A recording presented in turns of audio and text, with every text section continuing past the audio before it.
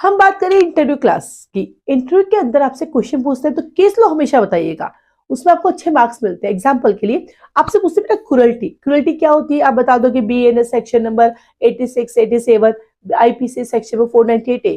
अब आपसे पूछेंगे कि क्या क्रुएल्टी के केस में डायरेक्ट अरेस्ट किया जा सकता है, तो आप कहेंगे यस, क्रुएल्टी के केस में डायरेक्ट अरेस्ट किया जा सकता है। लेकिन टाइम टू टाइम यहाँ पे सुप्रीम कोर्ट ने बहुत सारी गाइडलाइन दी गई। आइए 4 केस इस पर डिस्कस करते हैं। पहला आता है अरुण व्यास का केस।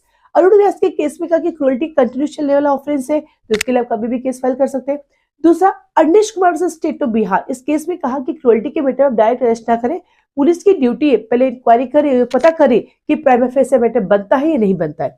फिर क्रुएल्टी के केसेस बढ़ते गए 2017 में एक और केस आया, Rajesh Sharma versus state of UP. उस केस में कहा नहीं नहीं, क्रुएल्टी दिनों दिन बढ़ती जा रही है, केसेस बढ़ते जा रहे हैं, काम कीजिए। क्रुएल्टी के केसेस में जो है आप डायरेक्ट अरेस्ट कीजिए, कोई रिक्वायरमेंट नहीं इंक्वायरी करने की, इन्वेस्टिगेशन कीजिए, आफ्टर देन देखिए क्या करना है।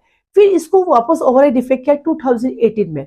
सोशल फोरम, मानव अधिकार का एक एनजीओ है, social forum for human rights के लिए वर्सेस यूनियन ऑफ इंडिया 2018, उसमें गाइडलाइन पास की गई कि नहीं भैया क्रुएल्टी के ऑफेंस बढ़ते जा रहे हैं, लेकिन बात सही है, लेकिन इसमें बहुत सारे झूठे केसेस भी आ रहे हैं, ऐसे डायरेक्ट अरेस्ट नहीं कर सकते। तो पहले क्या करेंगे, पहले इंक्वायरी की जाएगी, यदि मैटर बनता पाया गया है तभी अरेस्ट होगा। तो द कंक्लूजन 2025, क्रुएल्टी के केस में डायरेक्ट अरेस्ट नहीं किया जा सकता।